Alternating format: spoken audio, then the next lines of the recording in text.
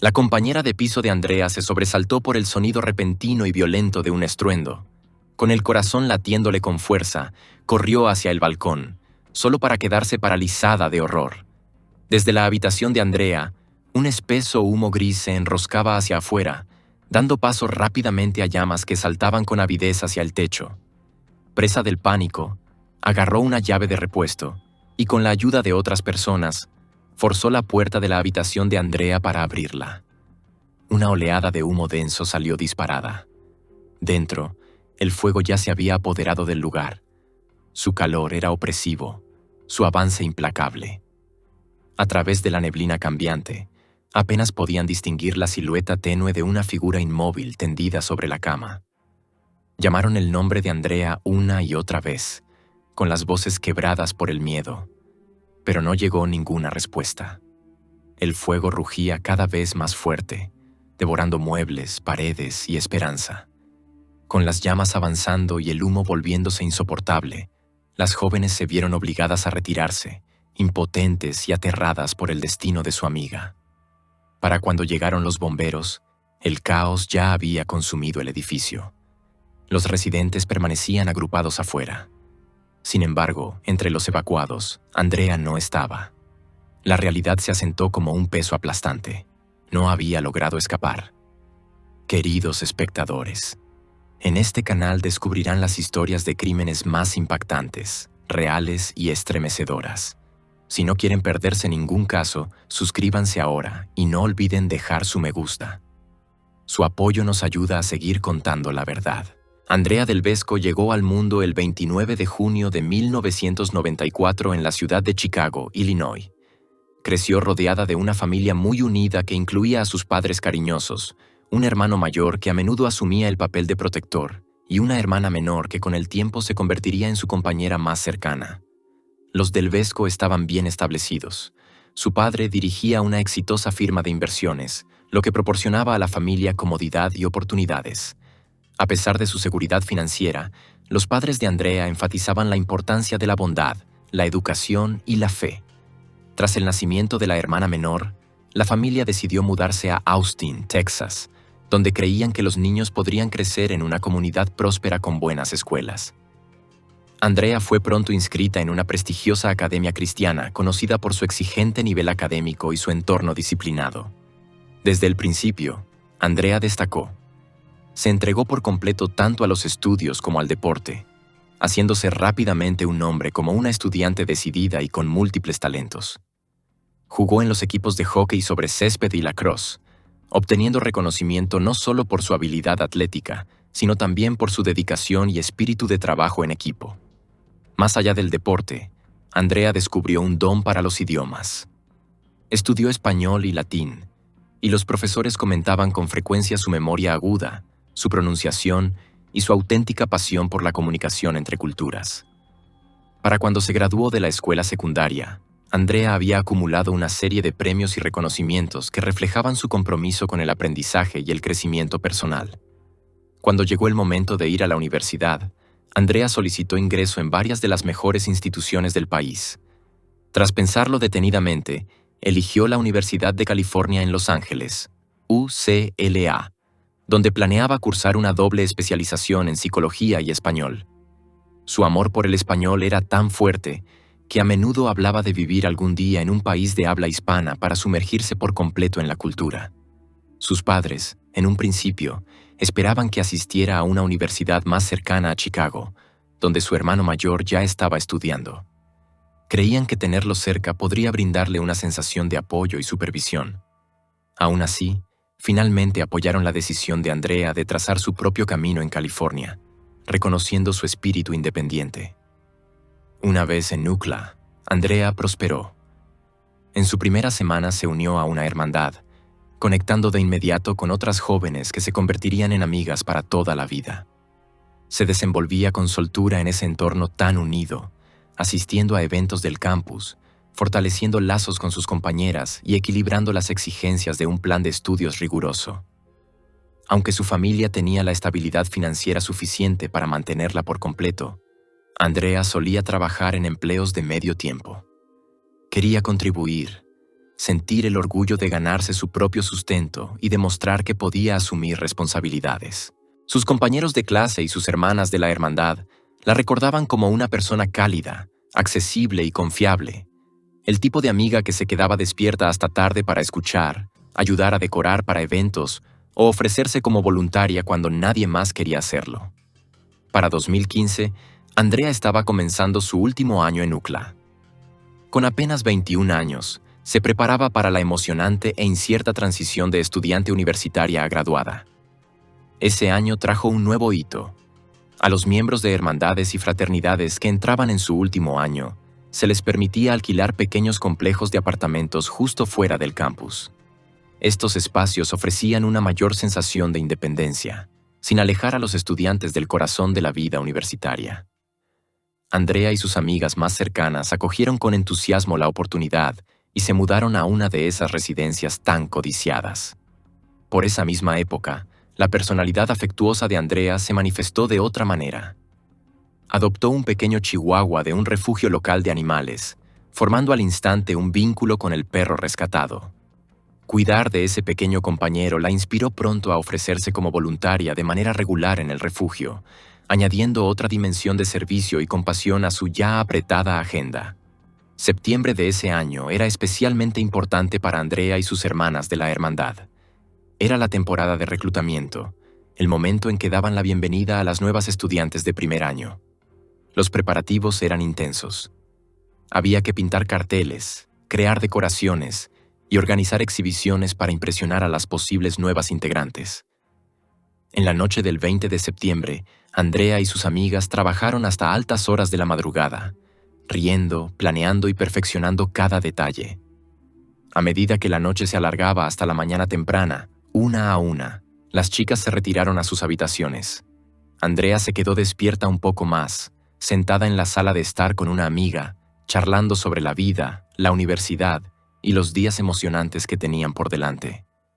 Hacia las 3:30 de la mañana, finalmente comenzó a quedarse dormida en el sofá antes de dirigirse más tarde a su dormitorio.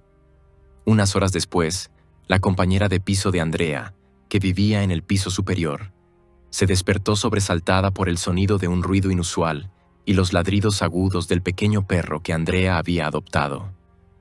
Los sonidos parecían provenir de la habitación de Andrea. Preocupada, la compañera intentó llamar a su teléfono, pero no obtuvo respuesta. Con la inquietud creciendo, decidió rápidamente llamar a la policía. En cuestión de minutos, los agentes llegaron a la residencia. Cuando entraron, el edificio parecía tranquilo. El ruido había cesado, los ladridos se habían calmado y no había señales evidentes de entrada forzada ni de alteración.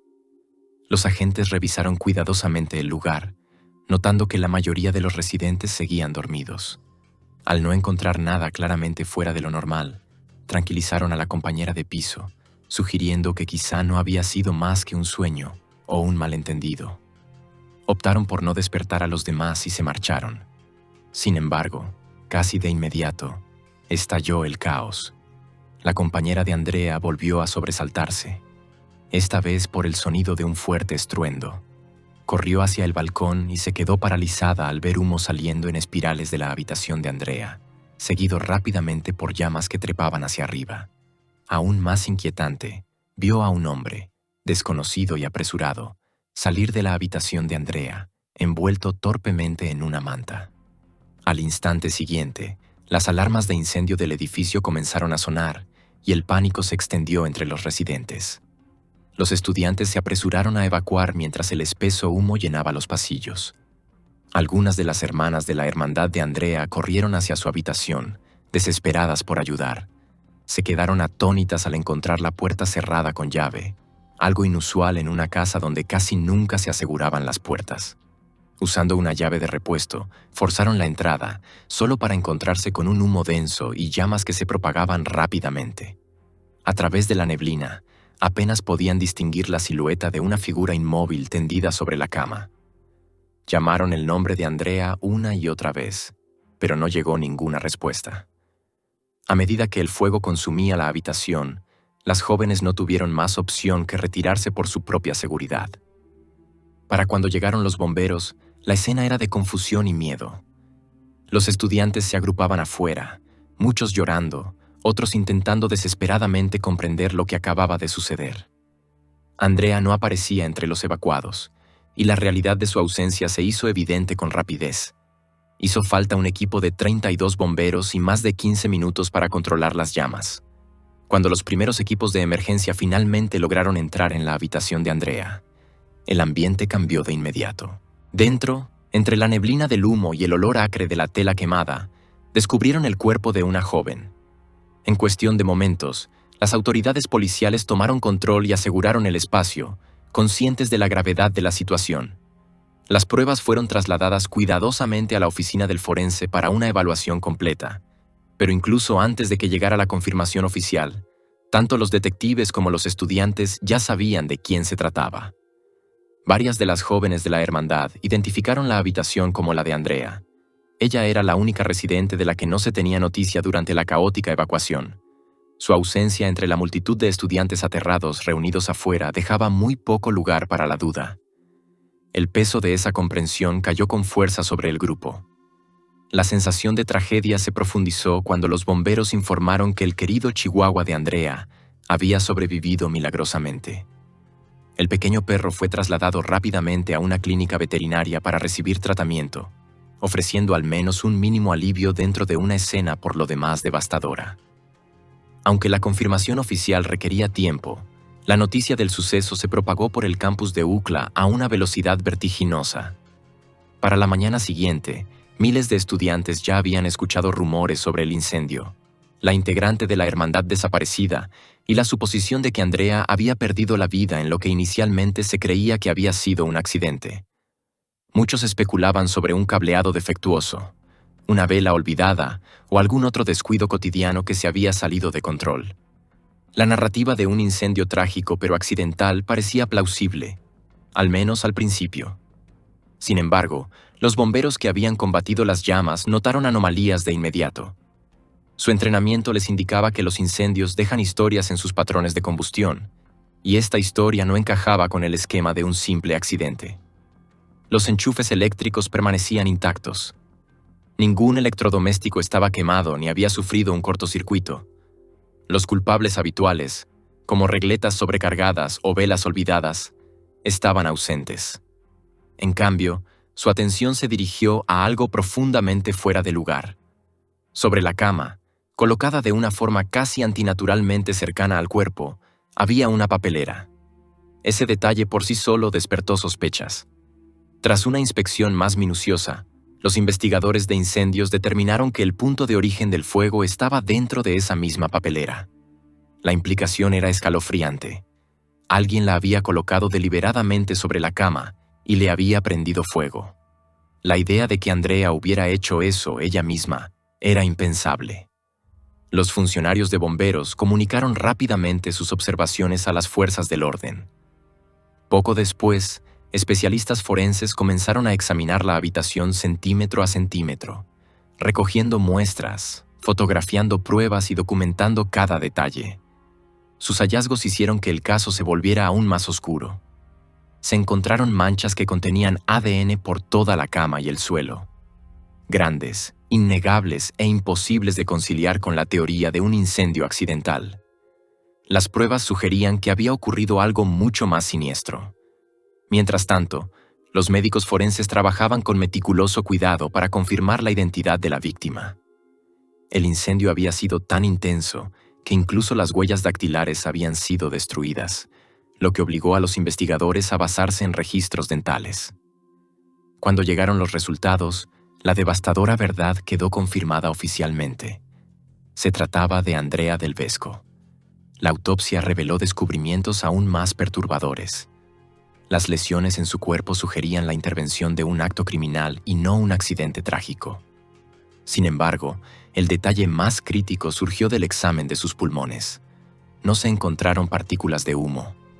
Esto significaba que Andrea no estaba con vida cuando las llamas envolvieron su habitación.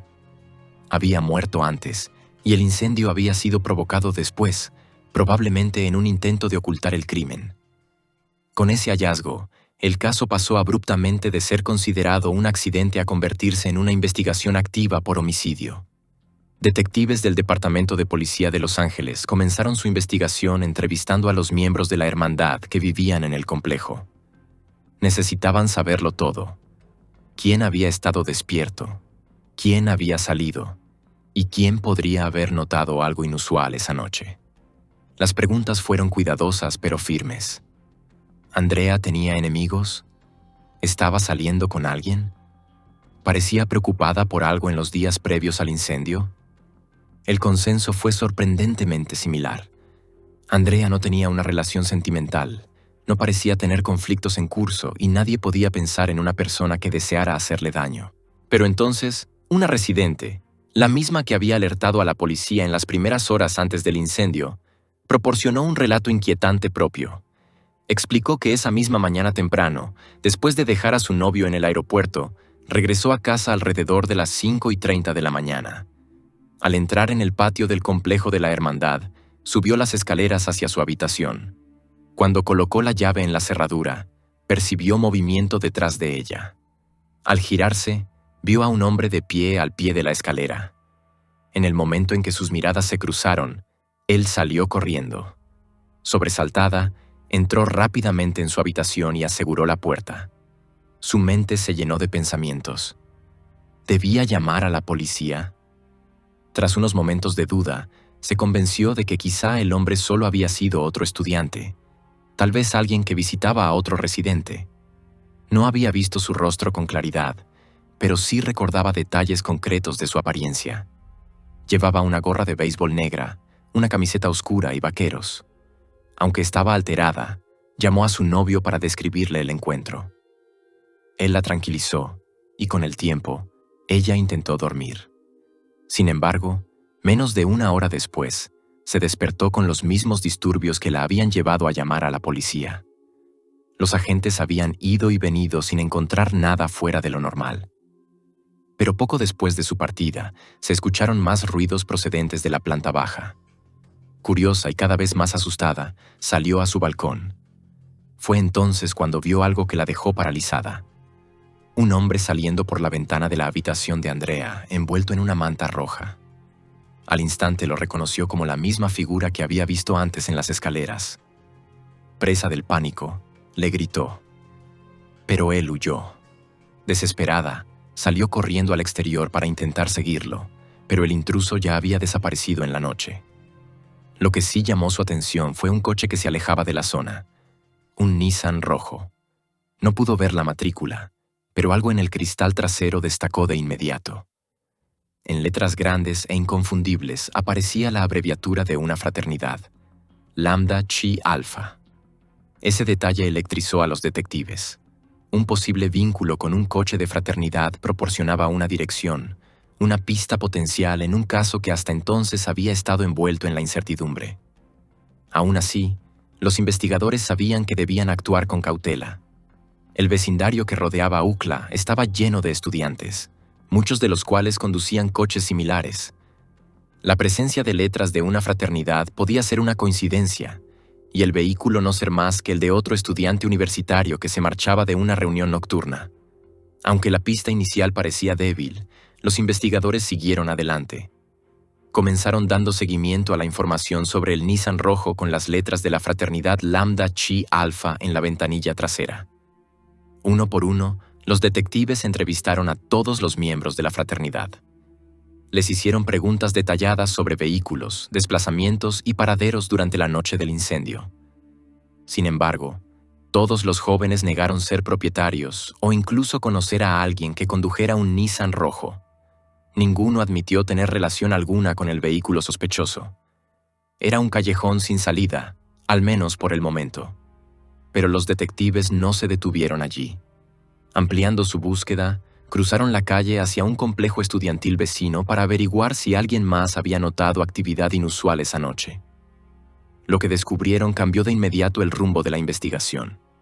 Los residentes informaron a la policía que su propio apartamento había sido asaltado durante esas mismas horas de la madrugada.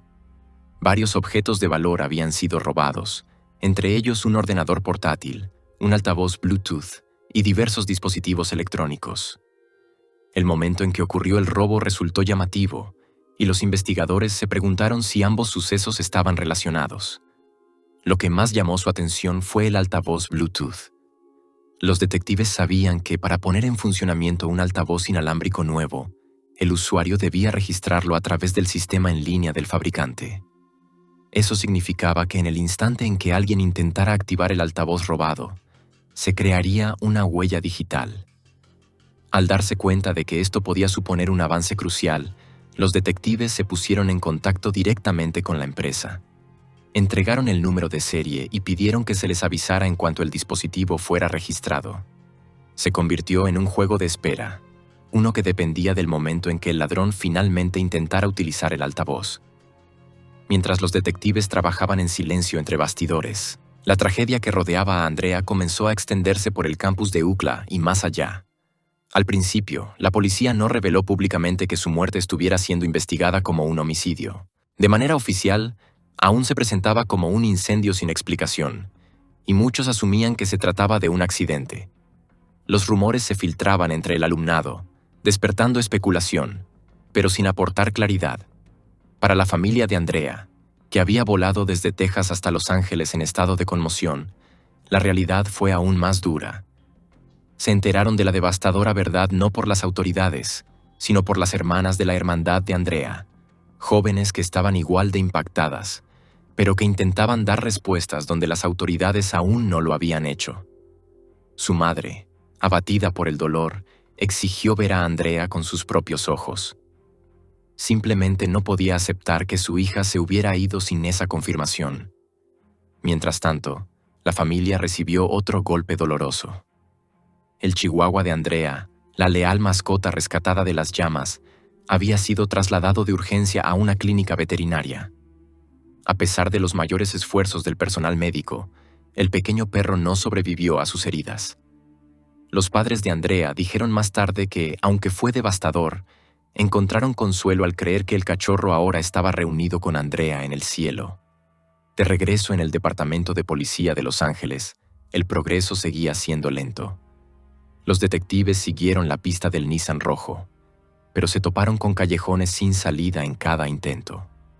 No hubo coincidencias de registros, ni testigos dispuestos a identificar a un conductor. Los días se alargaban, y con cada uno que pasaba, la presión aumentaba. Entonces, finalmente, llegó la llamada tan esperada. El altavoz Bluetooth robado acababa de ser activado. Los investigadores ahora tenían una dirección IP que conducía a una residencia en Fresno, California, a unas 3 horas al norte de Los Ángeles. Un equipo de detectives viajó de inmediato a Fresno y llamó a la puerta de la vivienda registrada. En el interior, se encontraron con un hombre llamado Joseph. Al ser interrogado, Joseph admitió que había registrado el altavoz Bluetooth en línea, pero afirmó que el dispositivo no era suyo. Según él, pertenecía a su compañero de piso, un estudiante de 22 años de la Universidad Estatal de Fresno llamado Alberto. De acuerdo con Joseph, apenas unos días antes, Alberto había viajado a Los Ángeles para asistir a un concierto. Regresó el 22 de septiembre, un día después de la muerte de Andrea, y no volvió con las manos vacías. Joseph recordó que Alberto llegó a casa con el altavoz Bluetooth en la mano, junto con una colección de objetos extraños: platos, toallas, botellas de alcohol y otras pertenencias variadas. Cuando Joseph le preguntó por ese botín, Alberto restó importancia al asunto, diciendo que un amigo de Los Ángeles se había mudado recientemente y le había regalado las cosas que no quería llevarse. Para Joseph, la explicación parecía rara, pero no lo suficiente como para insistir. Para los detectives, en cambio, era una señal de alarma evidente.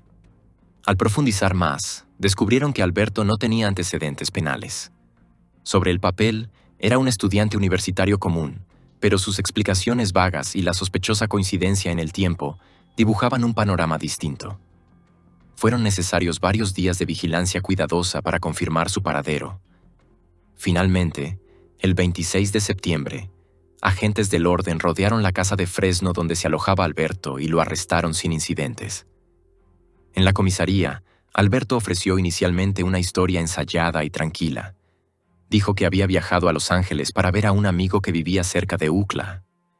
Juntos asistieron a un concierto y pasaron los días siguientes yendo de una fiesta a otra antes de que él regresara a casa. Cuando se le preguntó por el altavoz Bluetooth, Alberto fingió ignorancia de repente, afirmando que no tenía idea de qué estaban hablando los detectives.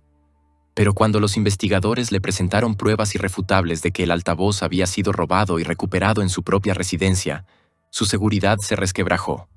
Su historia cambió.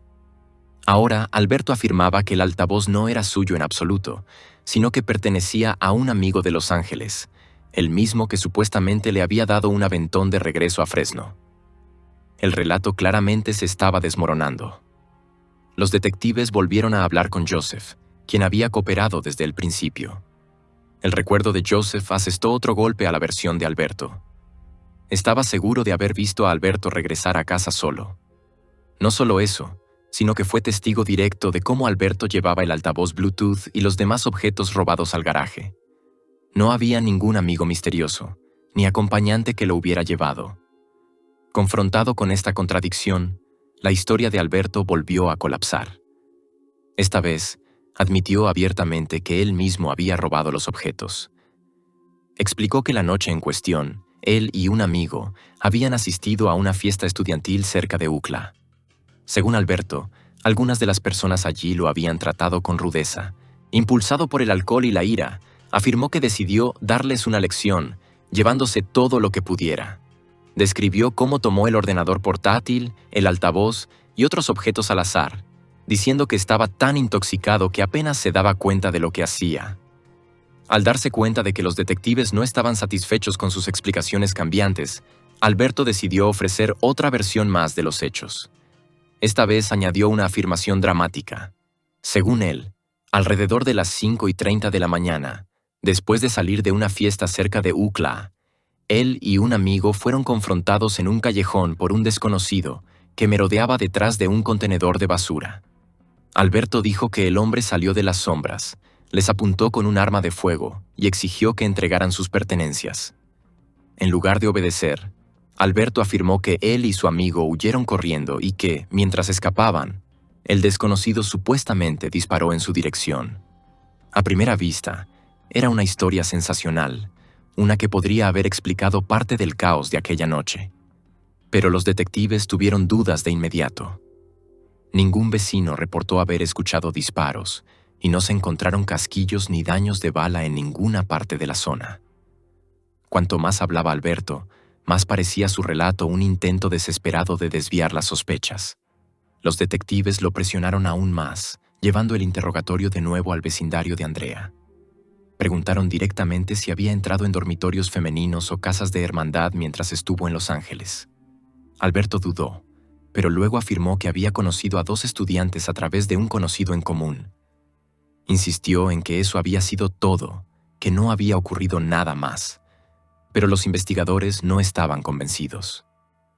Con la experiencia de su lado, endurecieron el tono y le dijeron sin rodeos que su historia no cuadraba. Bajo la presión creciente, Alberto volvió a desmoronarse. Giró hacia otro relato más. Ahora afirmaba que durante la misma fiesta en la que había robado el altavoz Bluetooth, su amigo, a quien identificó como Eric, conoció a una joven que vivía al otro lado de la calle donde se celebraba la reunión. Según Alberto, esa mujer invitó a Eric a acompañarla. Dijo que en ese momento no sabía su nombre, pero cuando los detectives pidieron una descripción, los detalles coincidían con Andrea. A medida que el interrogatorio continuaba, Alberto cometió un desliz. Describió su vestimenta con detalle y luego, sin darse cuenta, mencionó su nombre. Los detectives intercambiaron miradas.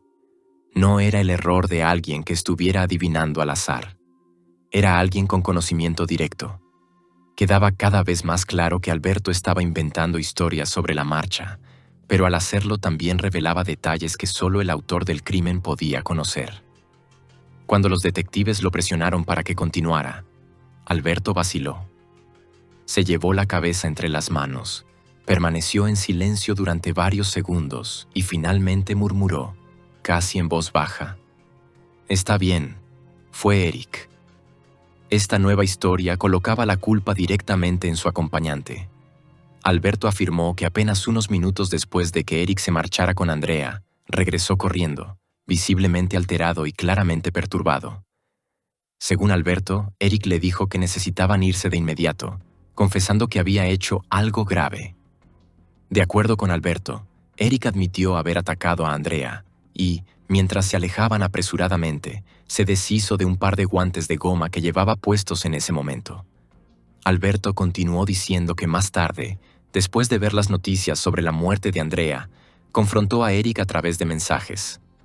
En esos intercambios, afirmó Alberto, Eric confesó abiertamente ser responsable de su muerte. Los detectives, con experiencia en detectar engaños, escucharon con atención, pero se mantuvieron escépticos. Sabían que la historia de Alberto ya había cambiado demasiadas veces. Aún así, el procedimiento exigía que siguieran cualquier pista, por improbable que pareciera. Le pidieron la dirección de Eric, y Alberto los condujo a un complejo de apartamentos situado a solo unos minutos de la casa de la hermandad de Andrea. Cuando la policía llamó a la puerta de Eric, él respondió con calma. Lo interrogaron sobre la noche en cuestión. Eric admitió que él y Alberto habían asistido a una fiesta estudiantil cercana, pero insistió en que no había ocurrido nada fuera de lo normal. Afirmó que, tras salir de la reunión, regresaron a su apartamento alrededor de las 3 de la mañana, se fueron a dormir y no volvieron a despertarse hasta avanzada la mañana. Reconoció que había bebido mucho alcohol, lo que hacía que su recuerdo fuera confuso, pero se mantuvo firmemente en su versión de los hechos.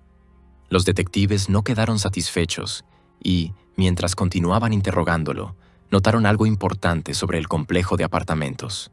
El edificio estaba cubierto de cámaras de vigilancia, ubicadas en múltiples entradas y salidas, y, de inmediato solicitaron las grabaciones de la noche de la muerte de Andrea, conscientes de que podrían confirmar o desmentir los relatos de ambos hombres. Cuando el video llegó, contó una historia muy distinta. El primer clip mostraba a Alberto y a Eric regresando al edificio a las 2:40 de la mañana, más temprano de lo que Eric había afirmado.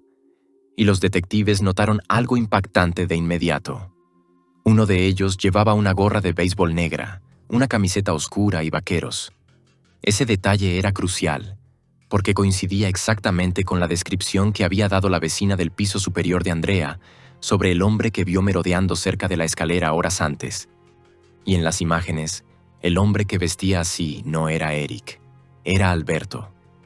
La cámara reveló aún más.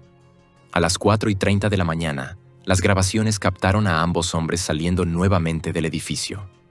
Esta vez, permanecieron un rato afuera, bebiendo y conversando, antes de desaparecer del encuadre. No se los volvió a ver hasta las 7:11 de la mañana. Cuando finalmente regresaron a casa. Y allí, con total claridad, el video mostraba a Alberto envuelto en una distintiva manta roja, la misma que la hermana de la hermandad de Andrea había dicho haber visto sobre el hombre que huía de la habitación de Andrea cuando estalló el incendio. El video contradecía las declaraciones de ambos hombres y vinculaba directamente a Alberto con la escena. Para los detectives, la evidencia era contundente. Sin embargo, aún quedaban preguntas sobre el papel de Eric. ¿Había sido un espectador pasivo? ¿Un participante? ¿O Alberto simplemente intentaba arrastrarlo para repartir la culpa? Los investigadores llamaron nuevamente a Eric para otra ronda de interrogatorios. Esta vez, le mostraron las grabaciones de vigilancia. Le exigieron respuestas, presionándolo para que admitiera lo que realmente había sucedido. Pero Eric no cedió. Se mantuvo en su historia original, sosteniendo que no había ocurrido nada fuera de lo común esa noche. Incluso con la negación de Eric, el caso había cruzado un umbral crítico. Los detectives ya tenían suficiente para efectuar arrestos y obtener órdenes de registro. Tanto Alberto como Eric fueron puestos bajo custodia. Durante el proceso de ingreso, los agentes notaron algo revelador. Las manos de Alberto estaban cubiertas de arañazos recientes. Los arañazos que cubrían las manos de Alberto despertaron sospechas de inmediato. A los ojos expertos de los investigadores, parecían exactamente heridas defensivas. Cuando los detectives le preguntaron al respecto, Alberto respondió con un encogimiento de hombros despectivo. Afirmó que había estado en una pelea en una fiesta, pero no podía recordar con quién, ni explicar por qué las heridas coincidían con la cronología de la lucha final de Andrea. Mientras tanto, los especialistas forenses estaban ocupados examinando cada lugar posible relacionado con Alberto y Eric. Su primera parada fue el apartamento de Eric. Los investigadores realizaron una búsqueda meticulosa, revisando superficies, suelos y muebles en busca de cualquier rastro de evidencia. Lo que descubrieron encendió alertas inmediatas. Varias manchas sospechosas. Estas muestras fueron recogidas con cuidado, selladas y enviadas rápidamente al laboratorio para su análisis de ADN. Luego, los detectives dirigieron su atención al misterioso Nissan rojo que había sido visto cerca del edificio de Andrea. Al rastrearlo, confirmaron sus sospechas. Pertenecía a Alberto. Aún más revelador, la ventana trasera llevaba pegatinas con las letras de la fraternidad Lambda Chi Alpha. La búsqueda continuó en la propia vivienda de Alberto, y fue allí donde los detectives encontraron la prueba más incriminatoria hasta el momento. Dentro de una bolsa de basura escondida entre sus pertenencias, descubrieron la misma manta roja que la hermana de la hermandad de Andrea había visto la noche del incendio. Junto a ella había otros objetos comprometedores, un cuchillo y prendas de ropa que coincidían con las descripciones dadas por los testigos. Cada elemento fue asegurado de inmediato y enviado al laboratorio para un análisis detallado. Los detectives sentían ahora que el caso contra Alberto se estaba volviendo irrefutable. Pero la historia no terminó con las pruebas físicas. Poco después, uno de los vecinos de Alberto se presentó con información que heló a los investigadores. Según este testigo, cuando Alberto regresó de Los Ángeles, mencionó de manera casual que una estudiante había sido asesinada justo al otro lado de la calle de donde él había asistido a una fiesta. Lo que más impactó al vecino no fue solo que Alberto supiera del crimen, sino la forma segura y despreocupada con la que hablaba de ello. A medida que los resultados del laboratorio fueron llegando, cualquier duda persistente se desvaneció. El análisis forense confirmó que las muestras de ADN tomadas del vehículo de Alberto, del cuchillo y de su ropa coincidían con las de Andrea. La evidencia era innegable. Con esa confirmación, los fiscales se sintieron preparados para avanzar con cargos formales. Tanto Alberto como Eric fueron acusados de asesinato.